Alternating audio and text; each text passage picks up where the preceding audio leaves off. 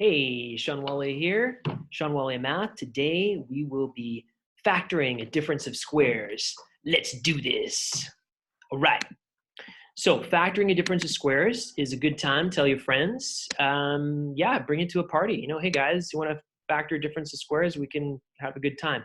Probably not. You want to have friends, so don't do that. Okay. But a difference of squares. Okay. So what is a difference of squares? And you have to, in order for it to be a difference of squares, in order to be able to factor a difference of squares, number one, you need two terms.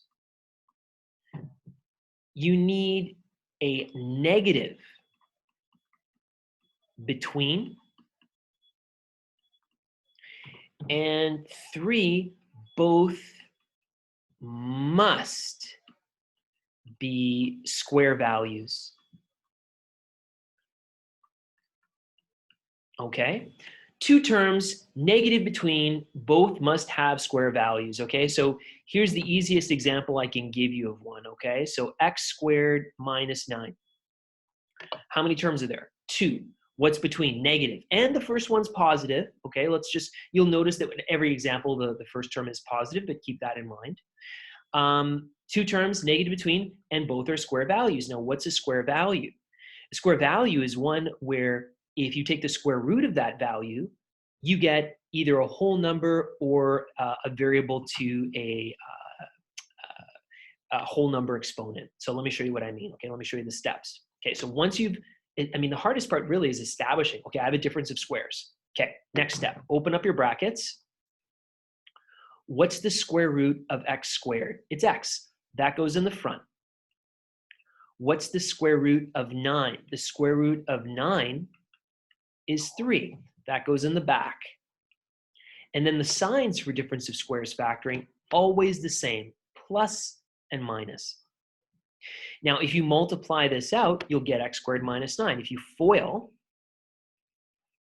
you're going to get x squared minus 3x plus 3x minus 9. Plus 3x minus 3x is 0. And so you're just left behind with x squared minus 9, which is what you started with. And that's it. That's how you factor a difference of squares. It's actually pretty easy stuff, especially if you know square numbers and square roots. Okay, let's take a look at another example. So for example, we have 4x squared minus 25. All right, so two terms, negative between. I know the square root of both of these. We're good to go. Open up our brackets. The square root of 4x squared is 2x. The square root of 25 is 5. And our signs are always the same, plus and minus. Done like dinner. Number 3. Oh, how about this one? What about x squared plus 16? Okay, so two terms. Is there a negative between? No, there isn't. This is not a difference of squares. This cannot be factored. Okay, can't be factored. It's not a difference of squares. Sorry, thanks for coming out. Okay, number 4. Well, let's go 4n squared minus 1. Two terms, negative between. I know the square root of each one of these. We are good to go. The square root of 4n squared is 2n. The square root of 1 is 1. Plus and minus. Done. Let me show you an example that tends to show up on unit tests. Teachers love giving this one. It's x to the 4th minus 16. You'll see why in a sec, okay? So you're like, oh yeah, difference of squares, I'm brilliant. Okay, here we go. I'm gonna open up my brackets. I have what I need. Take the square root of x to the 4th, it's x squared. Take the square root of 16, it's 4. Plus and minus, and you move on to the next question. You're like, and then you get it wrong. Now, maybe some of you see it, maybe you don't, but this second binomial is another difference of squares, isn't it? Two terms, negative between, and I know the square root of both. It is. So this doesn't go anywhere. The x squared plus 4 stays, because nothing's made it go anywhere. And the square root of x squared is x, the square root of 4 is 2, and plus and minus. So you can see why math teachers love putting this question on, because it's tricky, right? You're going to forget to do difference of squares again.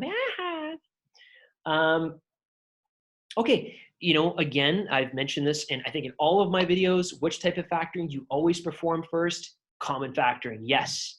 So again, with difference of squares, if you do not perform that first, you'll get it wrong every time, okay? So you should see what number divides into each of these terms evenly. It's 5. Okay, so 5 times 36m squared minus 1. Now I look inside the brackets, and yes, I have a difference of squares. The square root of 36m squared is 6m. The square root of 1 is 1, plus and minus, and there you go. So I can't stress enough how important it is to common factor first. If you don't do that, it's your funeral, okay? Basically, it's just not going to work out for you. You're not going to have any friends at the party, okay? Get over it. You'll make new friends. Okay, here's another question, okay? We've got 24x cubed minus 54x. So I haven't done these, okay? Like I just grabbed these off of a worksheet that I found, and you know, I'm with you on this. I'm like, okay, well, how do I do this? What's a number that goes into both of these? Okay, I see a common variable, so I can common factor most definitely. Is 6 the biggest number that goes into there? Maybe 6. Let's go 6x, okay, the lowest power, and then we'll go times 4x squared minus 9. And we're in business because it's a difference of squares over here. And away I go, square root of that, there and there. Square root of 9, here and here. Plus and minus, done. Okay, you know what, guys? I'm gonna finish with one more example. And again, you know, I like to finish with kind of like an example that's, you know, just really tough maybe. So let's put one in there that has expressions, okay? So check this out, 2x minus 1 squared minus x plus 3 squared. Okay, so you should know that there are 2 terms there. Okay, I know it's hard to recognize, but you know, because you see, okay, well, 1, 2, 3, 4. No, because 2x plus minus 1 squared is 2x minus 1 times 2x minus 1. They're connected by multiplication, so it's considered to be one term. Similarly here, okay? So if it makes you feel better, what you can do is you can let a equal 2x minus 1, and you can let b equal x plus 3, and then switch them back again at the end, okay? So let me show you what I'm saying, okay? So if a equals 2x minus 1, we have a squared minus b squared, which really is not that intimidating at all. We go ahead, and it would be a and b and plus and minus. But a is 2x minus 1, and b is x plus 3. So 2x minus 1, 2x minus 1, x plus 3, x plus 3, plus and minus. Now watch here when you put a minus, because you're subtracting an expression that has more than one term. If you ever have to take away you know, a bunch of things, you've got to put brackets around it. Otherwise, I'm just subtracting the x. From here, I'm going to gather the like terms within each bracket. 2x plus x is 3x. 3 minus 1 is plus 2. Over here, I've got 2x minus 1, distribute the negative. And then finally, 3x plus 2. 2x minus x is x, and minus 4.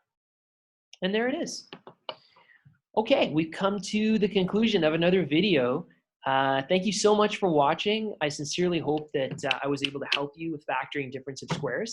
If you want to do me a favor, you can say you like the video, or hit the like button, or even better, you can subscribe and be one of my first subscribers for my channel. Again, thank you so much for tuning in, and we'll see you next time. Take care.